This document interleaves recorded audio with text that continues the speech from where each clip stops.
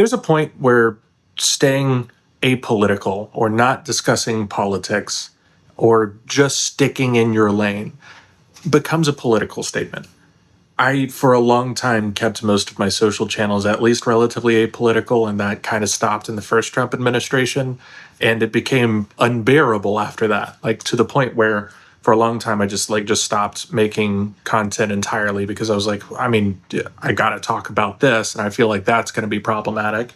So I see a lot of people, especially in the tech space, who have maintained this level of apoliticalness or just kind of like this, I don't really care what's going on in the world. I'm just staying in my lane, like that, politics is crazy, right?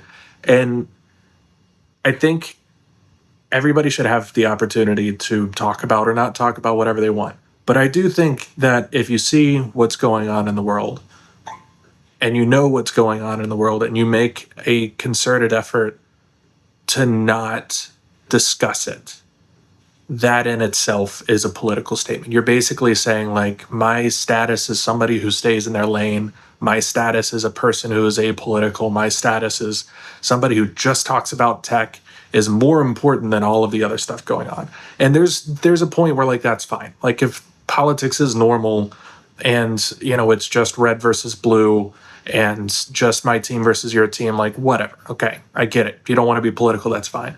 But, like, when we're talking about let's deploy the National Guard against American citizens who are, like, breaking some windows and burning a Waymo, and let's threaten to deploy the Marines, and let's threaten to arrest a governor for, like, not doing shit right, I think you kind of have a responsibility to look at that and say, I should at least say something.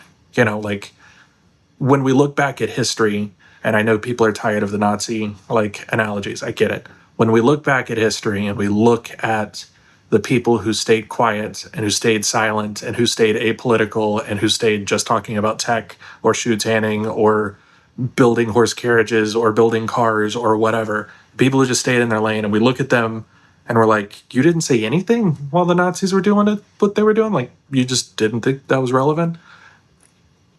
I don't think history smiled very kindly on those people. And that's what keeps me up at night now.